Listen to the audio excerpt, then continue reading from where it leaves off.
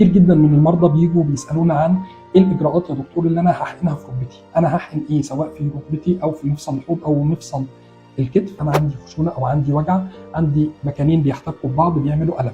فالسلمه الابسط ما بينهم ان احنا بندخل نحط ماده عازله جوه في المكان ده عشان نقلل الوجع اللي بيتنقل. اول حاجه وابسط حاجه هي البلازما. البلازما دي هي اسمها البلازما الغنيه بالصفائح الدمويه.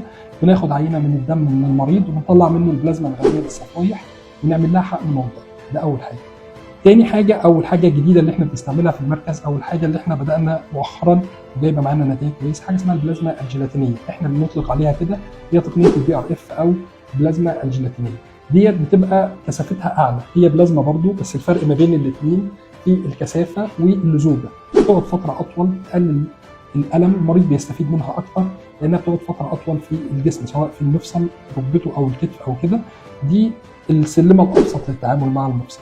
الحاجات الثانيه اللي ممكن نستعملها برضه هي الاكسجين النشط. الحقيقه هو ده شكل الاكسجين النشط، تبقى السرنجه معبأه اكسجين النشط وبيتم حقنه موضعي داخل المفصل. ايه كمان ممكن نستعمله؟ بنستعمل حاجه اسمها الحقن الجيلاتينيه الهيالورونيك اسيد او الحقن الزيتيه، واحنا عندنا الحقيقه كذا نوع وكذا مصدر ليها، بتيجي من المصانع جاهزه معبأه معقمه وبنستعملها للحقن الموضعي.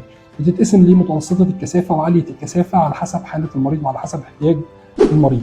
بعد الفحص الاكلينيكي للمريض بنبدا نحدد هو محتاج ايه من دول او التقنيات الاخرى الاكثر تطورا او الاعلى لتقليل الالم اللي عند المرضى.